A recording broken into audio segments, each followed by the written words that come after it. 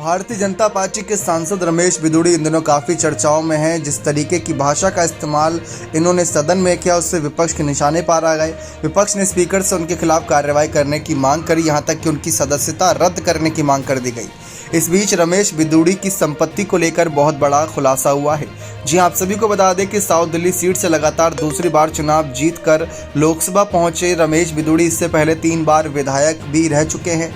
चुनाव आयोग को 2019 में दिए अपने हलफनामे में रमेश बिधूड़ी ने उनके पास करीब 18 करोड़ रुपए की संपत्ति होने का खुलासा किया। अपने हलफनामे में रमेश बिधूड़ी ने बताया कि परिवार सहित उनके अलग अलग 9 बैंक खातों में करीब 67 लाख रुपए की रकम जमा है और 2 लाख रुपए उनके पास कैश है।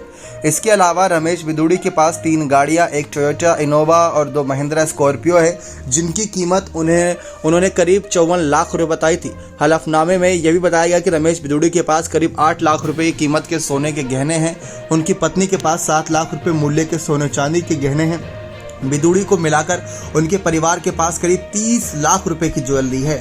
रमेश बिधूड़ी ने अपने और उनकी पत्नी के नाम पर 47 लाख रुपए की कृषि भूमि, 11 करोड़ 75 लाख रुपए की कमर्शियल बिल्डिंग और 4 करोड़ 15 लाख रुपए के घर की जानकारी दी है, जो दिल्ली के तुगलकाबाद इलाके में है। आपको बता दें कि 2019 के लोकसभा चुनाव में दक्षिणी दिल्ली लोकसभा सीट पर रमेश बिधूड़ी ने आम आदमी पार्टी के नेता राघव चड्ढा को 3,67,000 वोटों से हराया था।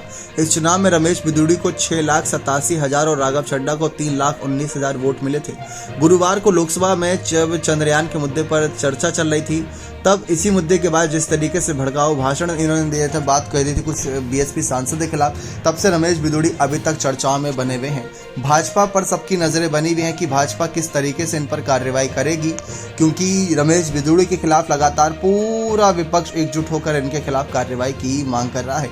लेकिन भारतीय जनता पार्टी की तरफ से रुख देखना दिलचस्प रहेगा। बने रहें चैनल के साथ। बहुत बहुत धन्यवाद।